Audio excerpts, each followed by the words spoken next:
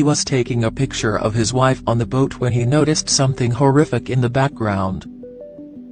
Looking closer at this small, bright orange object that was bobbing on the waves through his lens, he immediately jumped back.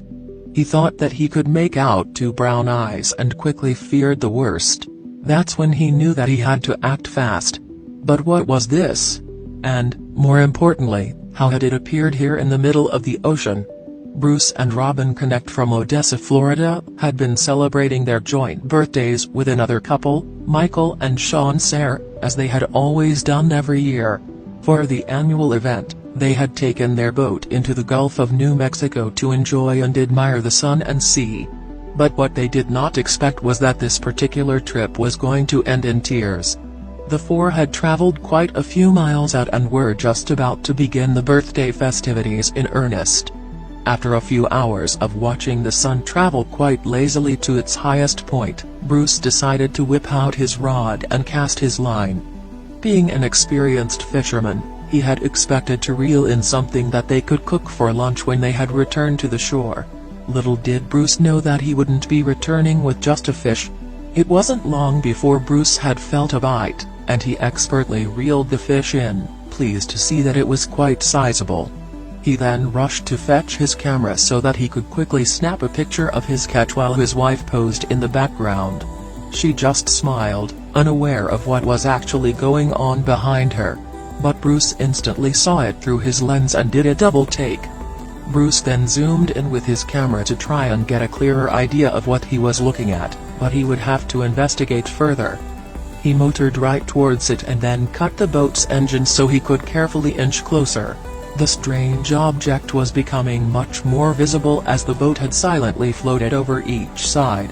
The sodden object gently bobbed, and Bruce speculated that it was most probably nothing more than a tangle of algae and flotsam that got caught on the mooring. But Sean didn't seem too sure about it. Bruce squinted, and he was certain he could make out fine strands of long brown hair that were being pulled by the flow of the waves. Then, as it gradually drew nearer, he started seeing limbs. But this object was lying incredibly still. Sean felt the unpleasant taste of fear well in his throat.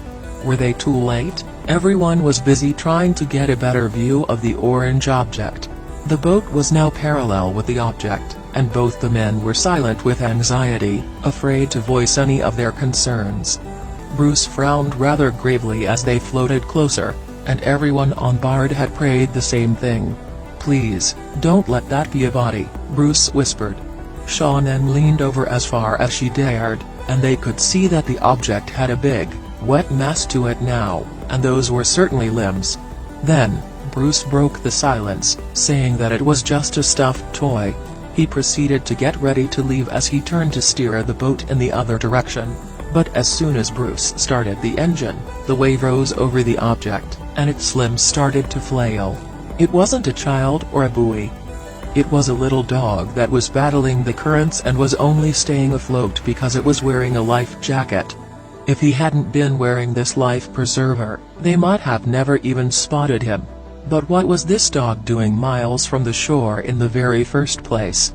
Bruce and his group couldn't understand how or why this little dog had come to be so many miles out in the open ocean. But one thing they were absolutely sure of was that it was incredibly happy to see them. Recognizing his saviors, he paddled almost furiously toward their boat until he was close enough to be pulled on board. After gently removing his life jacket and giving the little pup a look over, they were greeted with quite a welcome sight. The dog seemed to be recovering surprisingly well from his sea adventure.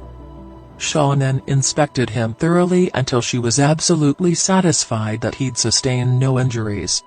He had absolutely no identification on him, so how were they going to contact his owners? That is when Sean had an idea.